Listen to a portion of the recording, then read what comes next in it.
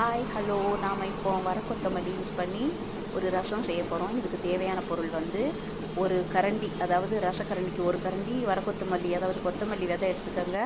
கூடவே உங்களுக்கு தேவைக்கு வெள்ளைப்பூடு, பழுத்த மிளகாய் ரசத்துக்கு ரொம்ப டேஸ்ட்டாக இருக்கும். பழுத்த மிளகாய், கறிவேப்பிலை, ஜீரகம், நல்ல மிளகு இவ்வளவு சேர்த்து நல்லா மிக்சியில் கொரப்பாக அடைச்சி வச்சுக்கோங்க. ஒரு தக்காளி எடுத்து எண்ணெய் ஊற்றி கடுகு தாளிச்சிட்டு தக்காளியை பொடியாக வெட்டி போட்டு நல்லா வதக்கிட்டு ஒரு துண்டு பெருங்காயம் போட்டுக்கோங்க. போட்டுட்டு இந்த மிக்சியில் அடித்து வச்ச ரசத்துக்கு தேவையான பொருட்களை போட்டு நல்லா வதக்கிட்டு தேவையான அளவு புளி தண்ணி சேர்த்துக்கோங்க. சேர்த்து அந்த ரசம் வந்து பொங்கி வரும்போது மல்லித்தழை தூவி சூப்பராக இறக்கிடுங்க. ரசம் கொதிக்கக்கூடாது, பொங்கி வரும்போது மல்லித்தழை தூவி இறக்கிடலாம். ரசம் ரொம்ப நல்லாயிருக்கும், சாதத்துக்கு சாப்பிட்றதுக்கு நல்லாயிருக்கும், குடிக்கிறதுக்கும் நல்லாயிருக்கும். இந்த மாதிரி ரசம் நீங்கள் செய்து பாருங்கள். பிடிச்சிருந்தால் லைக் பண்ணுங்கள், ஷேர் பண்ணுங்கள், கமெண்ட் பண்ணுங்கள், மறக்காமல் சப்ஸ்கிரைப் பண்ணுங்கள்.